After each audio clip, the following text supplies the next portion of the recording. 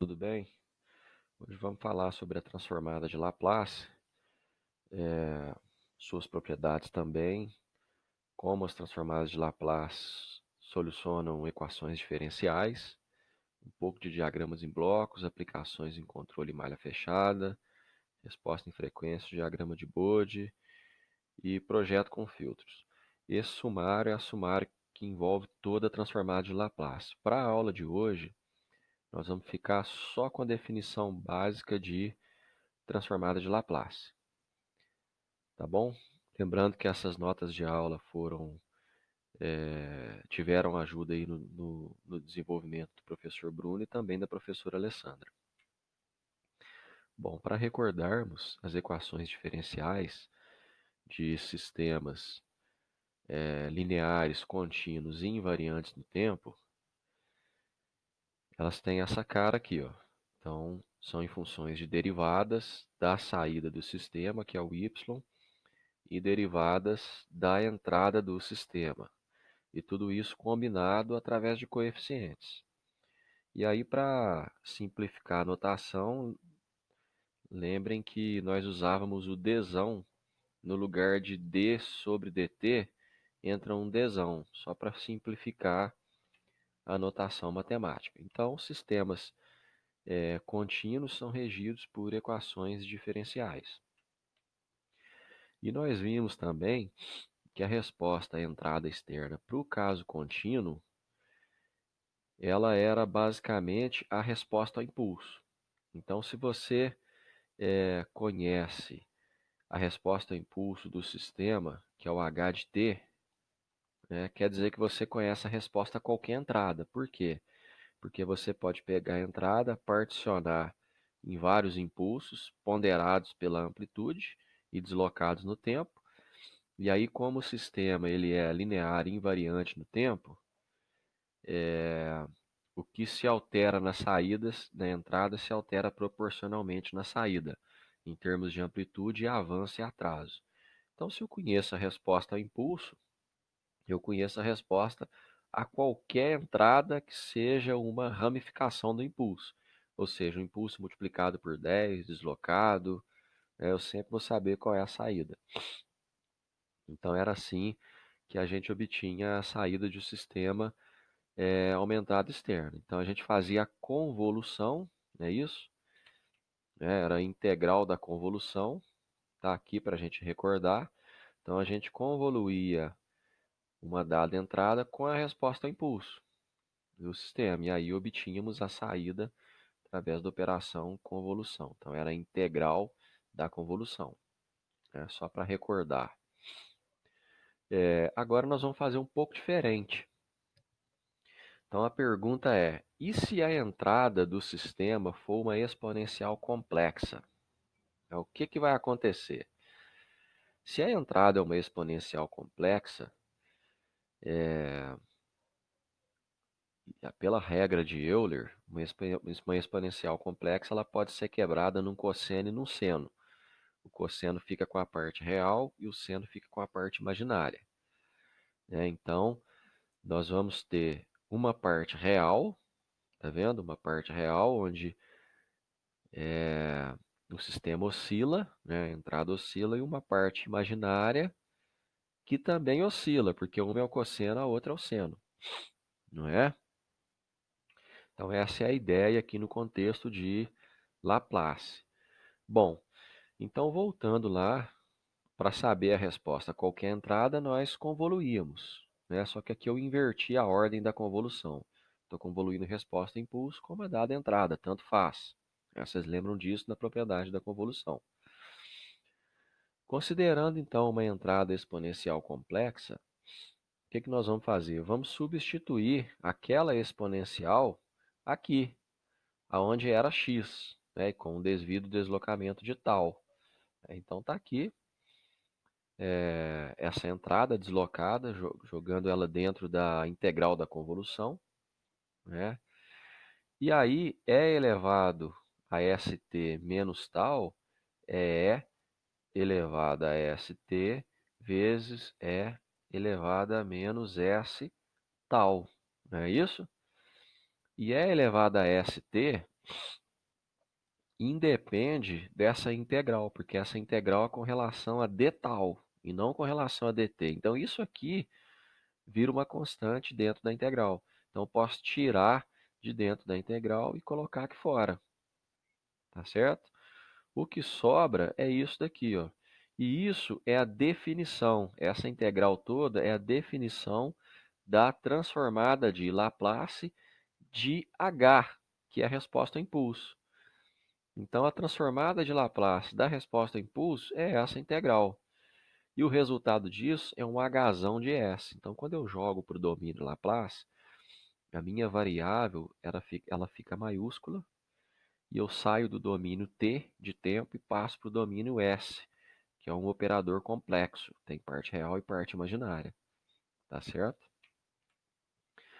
Bom, e aí com isso, nós temos que a saída basicamente é a transformada de Laplace da resposta ao impulso vezes a entrada exponencial. Esse Hzão de S é quem detém os autovalores do sistema, a gente chama de função de transferência. Então, é o sistema, na verdade, né? A transformada de Laplace da resposta ao impulso é a função de transferência. Então, a função de transferência é quem rege o meu sistema. É onde eu aplico controle, é onde eu analiso a estabilidade do sistema. É o meu sistema, tá bom? E aí eu não tenho mais a operação convolução.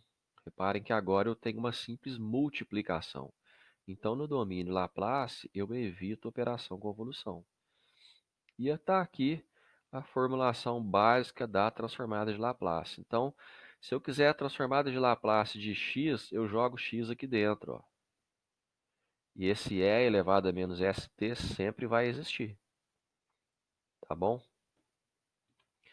Joia. Bom, e aí a transformada de Laplace tem algumas características. Ela é um dual em relação à análise no domínio do tempo. Isso quer dizer que se eu tenho x de t, eu vou ter x de s, e eu posso voltar do domínio Laplace para o domínio do tempo. Então, para um sinal, eu tenho uma transformada de Laplace, e vice-versa. No domínio do tempo, nós quebramos a entrada em impulsos, né? E fazemos a convolução. No domínio da frequência, que é o domínio Laplace, nós quebramos a entrada em exponenciais complexas e simplesmente multiplicamos pela transformada de Laplace da resposta ao impulso. E a transformada de Laplace é uma ferramenta que mapeia o comportamento de sinais e sistemas do domínio do tempo para o domínio da frequência.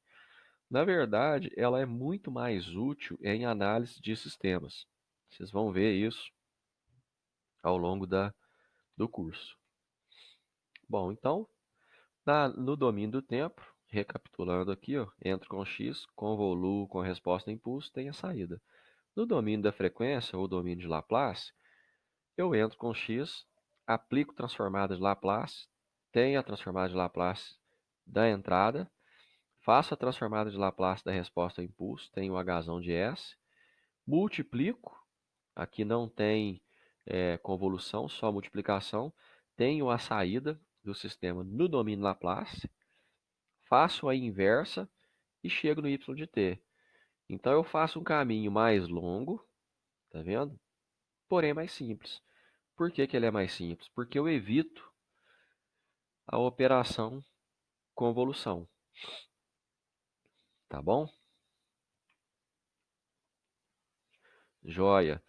E aqui temos então a definição geral da transformada de Laplace para um x qualquer. E temos duas variações dela. Temos a transformada de Laplace bilateral, que ela vai de menos infinito a infinito, isso depende do sinal. E temos a transformada de Laplace unilateral, vai de zero a infinito, mas poderia ser de menos infinito a zero. Então ela é unilateral. E aqui nós temos uma notação matemática, né? A Laplace com esse L diferente de uma função vai dar a mesma função, porém com uma letra maiúscula no domínio S. Sai do domínio T e vai para o domínio S. Essa é a notação usada aí nos livros. Bom, Vamos para um exemplo, então. Eu quero saber qual é a transformada de Laplace desse sinal x1. Esse sinal x1, ele é e elevado a t quando t é maior ou igual a zero, aliás, e elevado a menos t quando t é maior ou igual a zero, ou zero para qualquer outra situação de t. Então, graficamente, ele é isso aqui, ó. Em zero, para a direita, ele vale e elevado a menos t. Então, é uma exponencial decrescente. Então, o que eu vou fazer? Vou jogar isso na fórmula da transformada de Laplace. Está aqui, eu joguei lá dentro.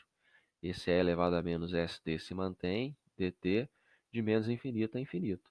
Como o sinal começa em zero e vai para a direita, para a esquerda ele não existe, eu posso limitar essa integral de zero até infinito. Está lá, ó, de zero até infinito. Aqui, ó. E aí eu resolvo, substituo o sinal aqui, onde está x, e resolvo essa integral. Aí tem que dar uma recordada aí, quem esqueceu, quem tem um pouco de dificuldade, a integral da exponencial. Resolvo isso, jogo os limites da integral e chego nessa resposta. Então reparem que, que o resultado é um número complexo. Por quê? Porque S é um número complexo, tem parte real e tem parte imaginária. Por isso que é importante a gente revisar um pouco números complexos, quem tiver dificuldade. E aí, no final, nós temos que conferir a região de convergência dessa transformada de Laplace, que é o que a gente chama de ROC, Region of Convergence. Então, região de convergência da transformada de Laplace. O que é isso? É o conjunto de valores para os quais, conjunto de valores de S, para os quais a transformada de Laplace existe. Como é que eu olho isso? Tem duas maneiras. Tem uma maneira analítica, que é a seguinte: como eu sei que o sinal vai para a direita, e portanto ele é causal, ele inicia em zero, vai para a direita, a minha ROC, então, ela sempre vai para a direita. E ela inicia aonde? Ela inicia no polo. Então, é o polo quem manda na ROC, na região de convergência. Quem é o polo? O polo são os valores de S que zeram o denominador. Tá certo? São os valores de S que zeram o denominador. Então, a gente chama de polo. Então, aqui nós temos um polo que é o menos 1. Ó. E no gráfico, a gente representa ele como x, sempre. O polo é sempre x. E os valores de S que zeram o numerador, nós chamamos de zeros da função e representamos no gráfico como uma bolinha. Nesse caso aqui, nós temos um zero que vai para o infinito, porque não temos a situação essa aqui. Sempre que não temos a situação essa, o nosso zero vai para o infinito e a gente não representa ele no gráfico. Então, o polo está aqui. Então, a primeira coisa que eu faço, eu escrevo o polo no meu plano S. O meu plano S, ele vai ter uma parte imaginária aqui e uma parte real aqui, ó. Tá? Então, parte real, parte imaginária. Né? É legal a gente até escrever aqui, ó, né? Real e imaginária para indicar. Então, esse é o que a gente chama de plano S. E aí eu venho, desenho todos os meus polos aqui, desenho todos os meus zeros, no caso aqui só tem um zero infinito, e traço a ROC. Então, analiticamente, eu sei que a ROC vai para a direita, porque o sinal vai para a direita, portanto ele é causal. E eu sei também que a ROC sempre inicia no polo. Então, é o polo quem manda na ROC.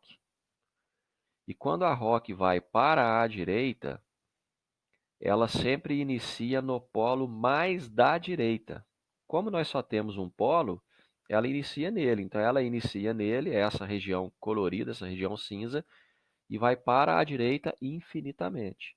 Matematicamente, eu escrevo isso aqui, ó. Nem precisa desse R aqui se não quiser. S maior do que menos 1. porque não envolve o polo, inicia nele, mas não envolve, por isso que é maior e não tem um igual ali. Então, maior do que menos um, indicando que vai para a direita. Então, esse é o jeito analítico de identificar a ROC. Agora, matematicamente, a gente pode entender o seguinte: o que nós vamos fazer? Nós vamos pegar o denominador e escrever ele sempre maior ou menor do que zero, de acordo com os limites da integral aqui, ó.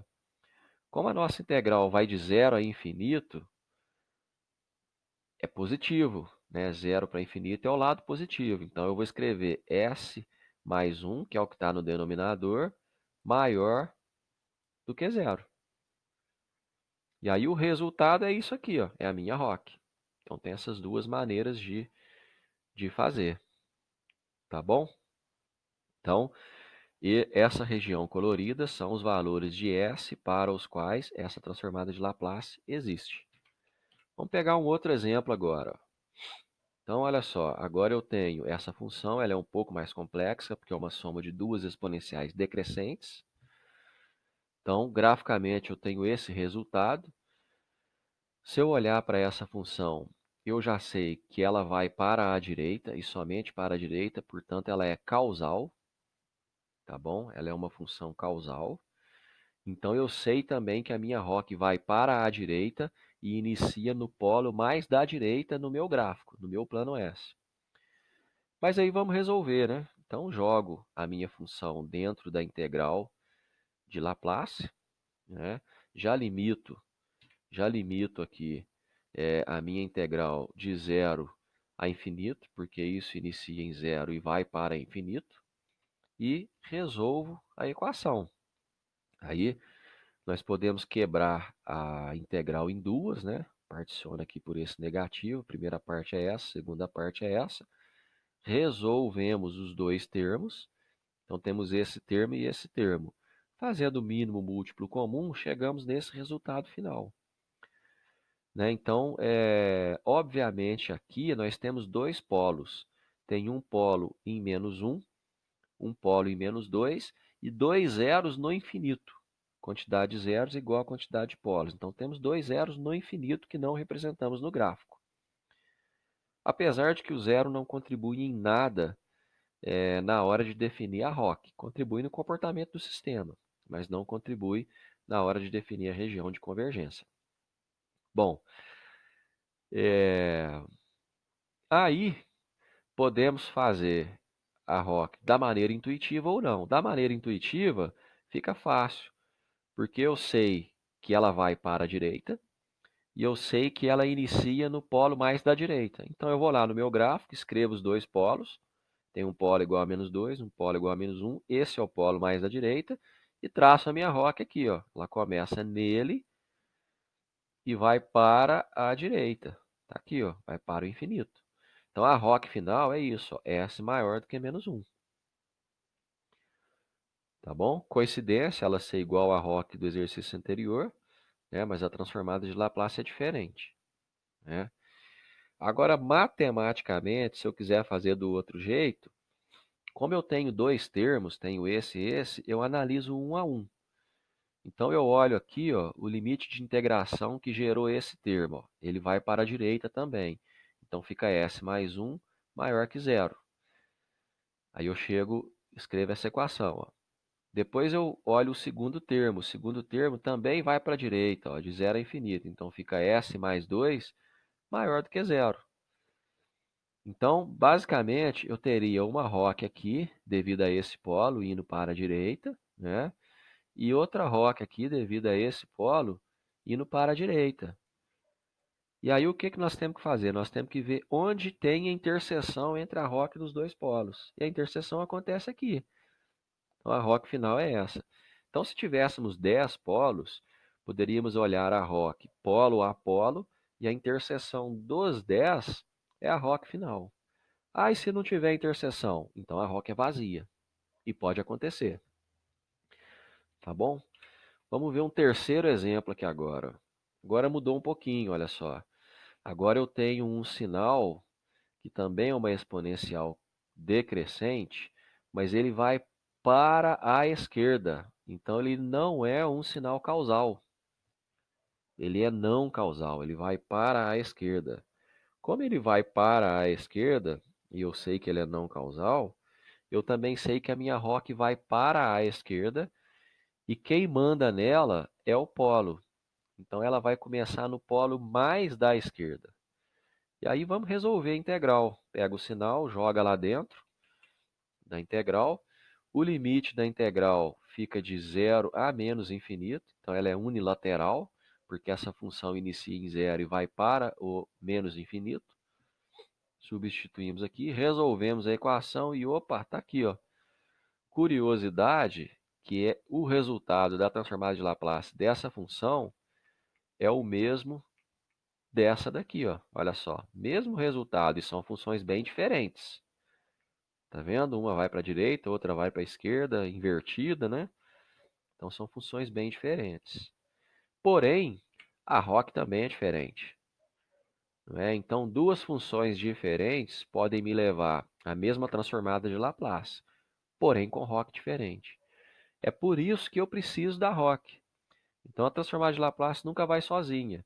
Se eu não tiver a ROC, eu não consigo fazer a volta.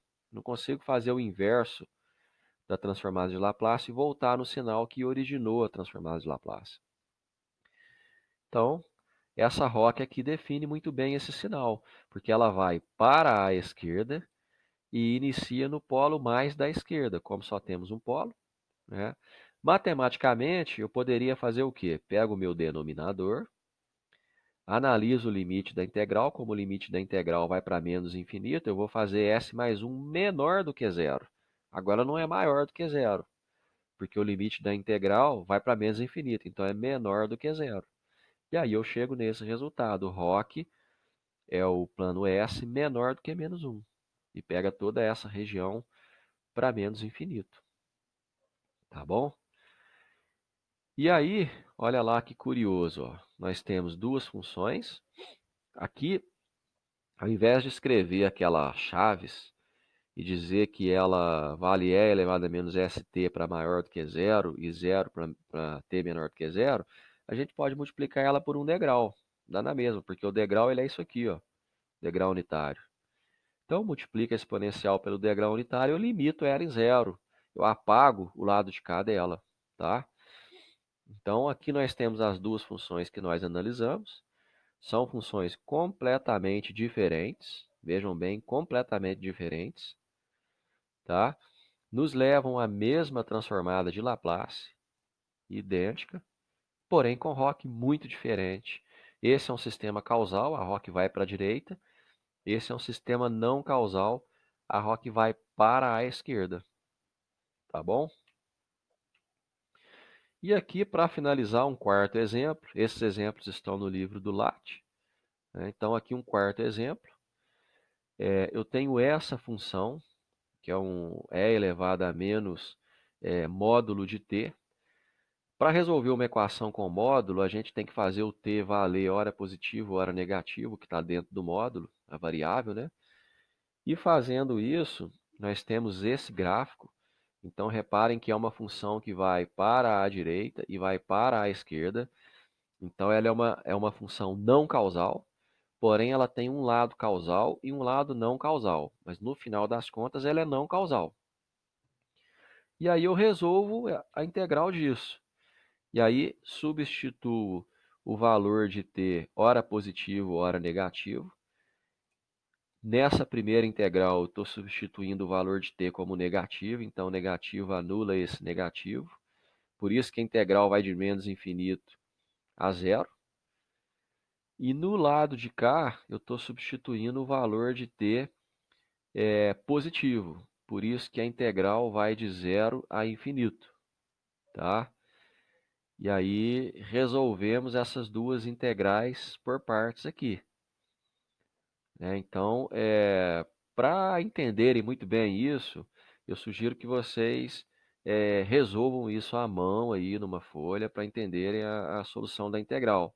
Às vezes, acompanhando os passos do slide aqui não fica muito claro e também não dá para eu ficar explicando detalhe de solução de integral, né? Então, resolver as integrais é com vocês aí na casa de vocês. Bom, e aí resolvendo essa primeira integral, chegamos a esse termo. A segunda, chegamos a esse termo. Repare os limites, né? Esse primeiro termo pega a parte não causal. Esse segundo termo pega a parte causal da função. E aí, chegamos a esse resultado. E depois chegamos a esse resultado, tá? Esse exercício, ele tem uma pegadinha, que é o seguinte. Olha só.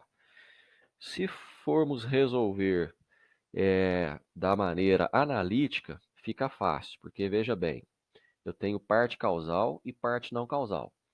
Então, a parte causal, que é essa daqui, ó, o polo é -1. Tá aqui, ó. Como eu sei que é causal, eu sei que a ROC desse polo aqui vai para a direita, certo? E a parte não causal, o polo dela é 1. Essa é a parte não causal, ó. Então tá aqui o 1. E como é não causal, eu sei que a ROC dela vai para a esquerda. Então a interseção da parte causal com a parte não causal é aqui no meio, é essa fita aqui no meio. Portanto, eu chego nessa ROC, ó. S está entre -1 e entre 1. Fechou, sem problema. Mas se eu for resolver matematicamente, eu posso ter um problema. Porque olha só, aqui eu tenho 1 mais S, tá certo? Então a minha integral vai de 0 a infinito. Então aqui eu vou fazer 1 mais S maior do que 1. Isso aqui dá S, aliás, 1 mais S maior do que 0. Isso aqui dá S maior do que -1. Ok, tá aqui, ó. S maior do que -1, ROC para cá. Tá joia. Agora vamos pegar esse termo aqui, ó. Como a integral ela vai para o lado esquerdo, eu vou ter que pôr aqui menor do que 0, ó. E aí, quando eu passo esse S para cá, eu tenho, na verdade, S maior do que 1. Opa, tem alguma coisa errada. S maior do que 1 teria que dar uma ROC para cá, ó. Entenderam? Então, qual que é o macete aqui? Toda vez que eu tiver um negativo antes do S aqui no denominador, eu tenho que tirar esse negativo daí antes de fazer essa jogada de definir para onde vai a minha ROC. Então, o que que eu faço? Eu multiplico em cima e embaixo por -1. Então, fica assim, ó. Porque aí eu não altero a equação, e aí eu tenho isso aqui. Como eu tenho -1 mais S no denominador, eu faço isso menor do que 0. Agora dá certo, porque aí dá S menor do que 1. ROC para dentro. Entenderam a pegadinha? Então, toda vez que tiver um negativo aqui ó, na frente do S, tira esse negativo daqui. Como é que eu tiro? Multiplica em cima, multiplica embaixo. Isso se eu for resolver da forma matemática, que é olhar o limite da integração e analisar aqui a equação. Mas se eu for resolver da forma analítica, sem problema, nós vamos chegar no resultado tranquilamente, tá? E aí, tirando o mínimo múltiplo comum, esse é o resultado da transformada de Laplace. Reparem que o S é ao quadrado, indicando que o sistema é de ordem 2, portanto eu tenho dois polos, né? E esse é o limite, é a minha curva ROC. Aqui, resumindo todas as quatro funções, tá? Sistema causal, ROC vai para a direita. Sistema causal com dois polos, ROC para a direita. Sistema não causal, ROC para a esquerda.